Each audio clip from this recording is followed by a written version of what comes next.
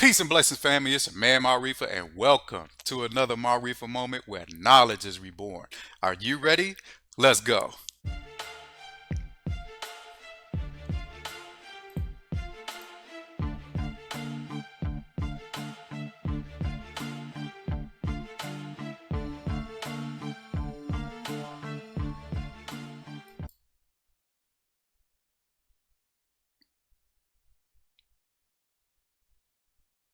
All right, and we black. Yeah, we black for another video. It's your man Maarifa, ready for another great topic for today. We're going to be getting our show kicked off in a second, and we're going to be discussing a great topic today, the Queens of Kemet. Oh man, we're going to dedicate this show to the beautiful Queens of Kemet. But before we do all of that, we need to get these admin notes out the way. So quickly, let's go ahead and do two things. All right, first thing we need you to do, like, subscribe, follow, and share all of our social media platforms at Maarifa Asar LLC. You see the banner right there. You see the link. It's going to be in the description as well. It's maarifaasar.com. Go to maarifaasar.com right now. Check me out. I'm rocking this nice hoodie that we got from maarifaasar.com. Man, you should go ahead and rock some of that gear too. Join the knowledge movement and make a purchase today. We also need you to give us a thumbs up if you like what you're hearing in this video. And don't forget to leave a comment. We need you to subscribe to the channel and click the notification bell so you'll be notified whenever we drop a new video. All right, so let's get into our topic for today, the Queens of Kemet. Can't wait. Let's do it. Come on. What you're looking at here is the ancient African Holy Trinity, the family. Okay, so Africans had always known and they always honored the woman of the family and gave her her respect and reverence, okay, and honor in her position that she's supposed to be in as partner with the man. You know what I mean? So the African man didn't have any insecurities at all, and he didn't have any problems, letting the woman, guide and nurture the family and be a part of decision making and things of that nature. As you see the Holy Trinity here of Asar, Aset, and Haru, the first Holy Trinity is the family. Okay, the family structure is very important to the African, and the queen was a part of that. Okay, she had her role as the mother. You know what I'm saying? The mother of the family, the matriarch of the family. She was the one who gave wisdom and guidance and love and nurturing, to the children. She gave birth to the children. She gave guidance and counsel and support to the husband. So those things and attributes were all African characteristics that were on display. And Africans had, venerated, the family structure so much so that they put it in their, mythological, God, structure that they had. You see the masculine and the feminine aspects of the gods and goddesses in ancient Kemet. Okay, so the family was extremely important. You see the mother, the father, and the child. All right. So there is the Holy Trinity. All right. The real Holy Trinity. Unlike our Western European counterparts, what their structure was is a patrilineal. The white European male always saw himself as the dominant force. You know what I mean? Always sitting on top, and his woman was beneath him, and that's his structure of power. All right, so you can see that same structure being played out here in the United States where women have been fighting for years, you know what I'm saying, for equal footing and power in this country. And it's been happening to them for generations and generations and generations. You know what I'm saying? So that's the patrilineal mindset of the white European, whereas the African male has no issues or problems sharing power, with his African queen and venerating her and putting her on an equal footing with him as partners. You know what I mean? In power. All right. The very first queen that we want to discuss is Queen Hatshepsut. All right. She was a very powerful queen, and she was the daughter of Thutmose the First. All right. And she married her brother Thutmose the Second in order to become queen. Now, Thutmose the Second had died at a young age, and then they had a child. He had a child with another woman. So she was the stepmother of Thutmose the Third, whom she had assumed the role of responsibility for. She was the regent for Thutmose the Third, while he was still a child. But she had to assume the role of the Pharaoh king in order to keep, the Kemetic country, functioning and going. All right, while as the queen, while Thutmose the third was still growing as a baby. Okay, so she was very instrumental, in a lot of things that she did. You know what I'm saying? So she had, military campaigns in which she constructed battle with the Nubians, to the south, and then she also had economic trades that she had, established with, the Punts, the Africans in Punt. And you can see here on the stelas and her walls, depicted in her temple in Thebes. It shows, the scene of her, getting tribute from, trading back and forth rather with the Africans in Punt. And they were trading gold and ebony and ivory, for in exchange for, the myrrh resin, that was growing prevalent in Kemet. All right. So Hatshepsut was very, instrumental in keeping that economic, trade lines open in, Kemet. And then she was also a master builder, so she built this temple here in Thebes that's still in Egypt today.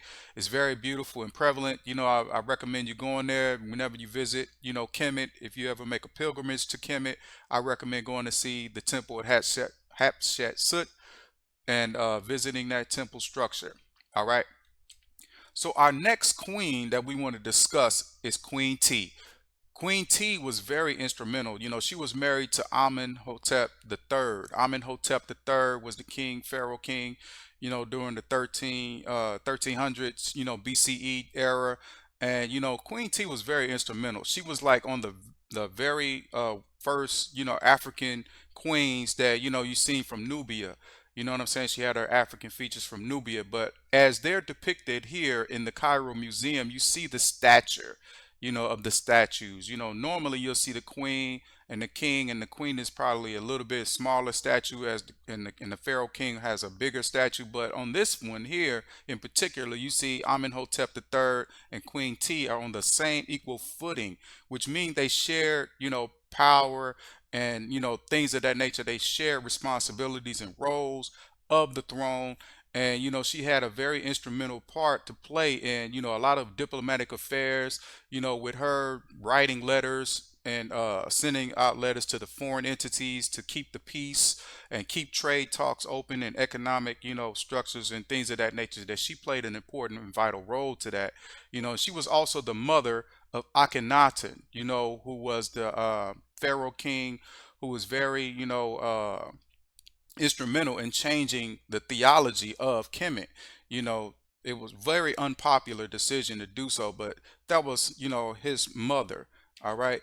We'll talk about Akhenaten later, but you can see here the headdress of the queen that she has here, the two feathers and things of that nature with the sun disk Ra, and then the horns and feather of Heteru, the goddess, the mother goddess Heteru, and that is the throne, the crown of the queen. You know what I'm saying? When you see that depicted of the two feather heads here. So she was very instrumental and important African queen, Queen T. The next queen we want to discuss is Queen Nefertiti. Nefertiti was a very beautiful queen, and she's the most popular, probably next to Cleopatra. But her bust is very well known across the world. You can go into any museum and you can see, the bust of, Queen Nefertiti, and you can recognize it immediately and know. But she was the wife of, King Akhenaten.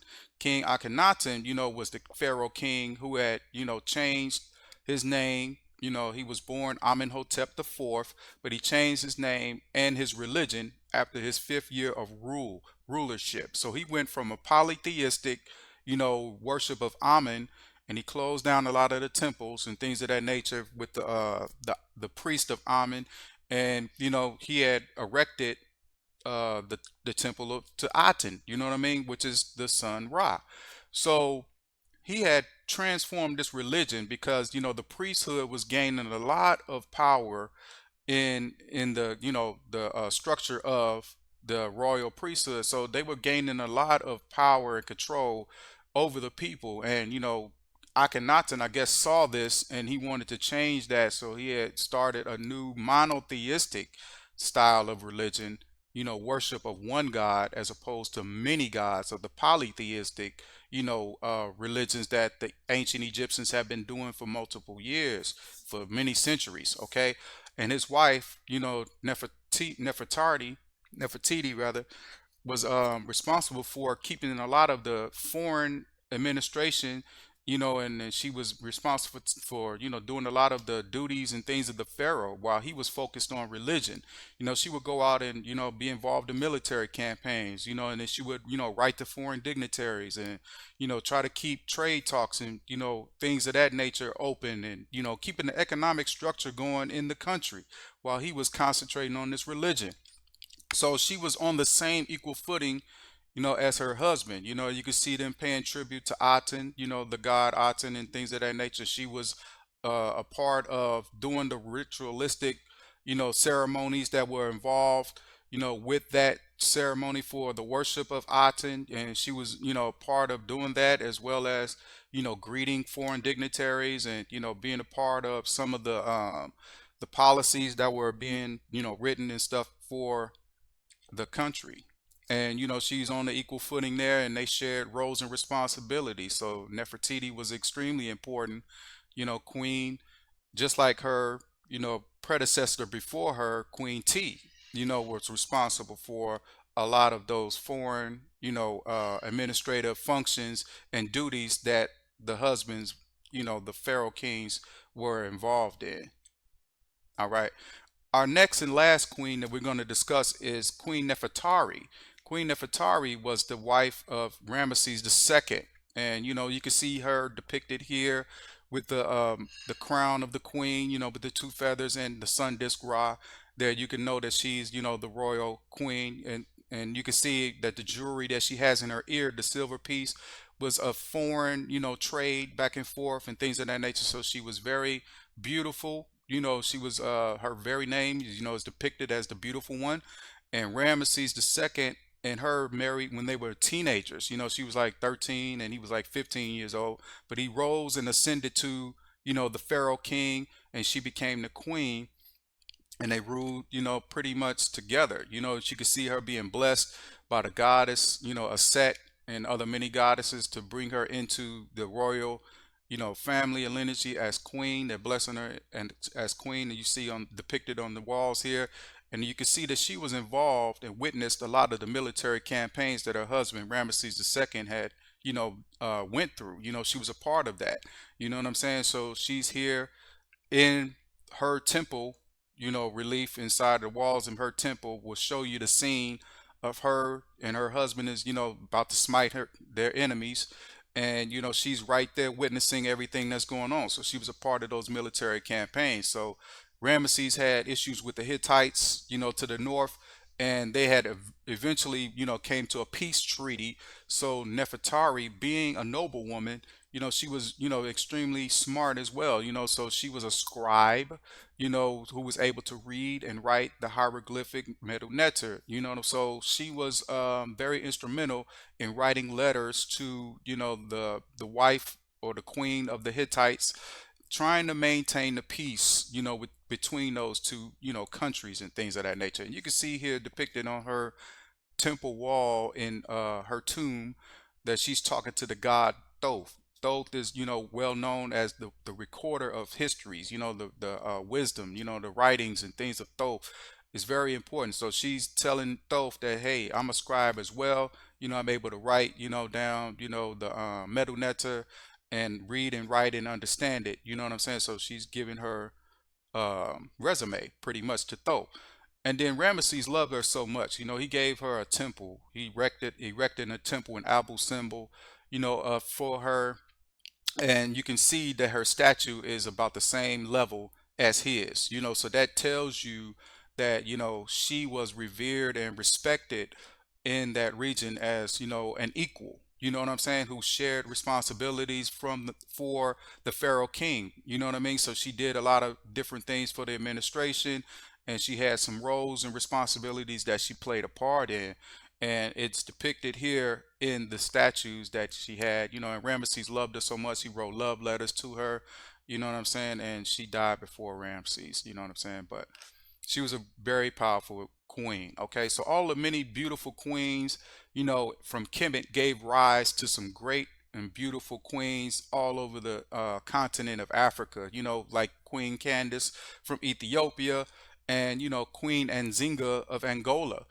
So these queens wouldn't have had the opportunity to rise to power had it not been for the foundation that was laid by those previous queens that came before them. You know what I mean? So the queens, the beautiful women of Africa have contributed so much, to civilizations, generation to generation, that, they had a lot that they accomplished. And, one book I recommend you go and read is The Chronicle of the Queens of Egypt. You know what I'm saying? And go and check that book out and read all the many, accomplishments and all of the great things that these women were able to contribute, not only to their families, but also to society and the countries in which they were in, you know what I mean? And things that they did in order to maintain order and structure and, military presence and, being able to make sound decisions. So this is very inspirational for young African women, who need to know, young black girls, who need to know that they too can be empowered, that they can be great and do some wonderful things. They can, be beautiful and rise to a status of empowerment where they're making decisions and choices and policies and administrating, all type of, rulership and things of that nature, because they're, beauty and wisdom, and they're able to, encompass all of those things together and be a great support or be in rulership. You know what I mean? So women are capable of doing all of these wonderful things. So, young black girls need to know this, and this is very important that we get this message out to them and let them know that they too had some queens that came before them, that did some marvelous and amazing things, and they should go out and read and do research and know, that they too can have that capability if they dedicate themselves, and focus and things of that nature. All right. I hope you enjoyed the lesson today, learning about all the beautiful and wonderful queens of Kemet and all their accomplishments and things that they've done. You know what I'm saying? So look forward to the next video. We're going to be discussing African spirituality. So, man, that's going to be a great topic. So make sure you join us back again for that. Quickly, before we leave out here, quick reminder. We want you to go ahead and like, subscribe, follow, and share all social media platforms at Maarifa Sar LLC. Also, go ahead and go to maarifasar.com and get you some fly gear and join the knowledge movement today. All right. And then we need you to give us a thumbs up for this video, leave a comment, and subscribe to the channel. All right. Thanks for watching. You know what I'm saying? We enjoyed it, and hopefully you enjoyed it too. But remember, this has been a Maarifa moment where knowledge has been reborn. The more you know, the more you'll grow, and the better off we all shall be. So until next time, I'll say love and light. Peace. Let's go. All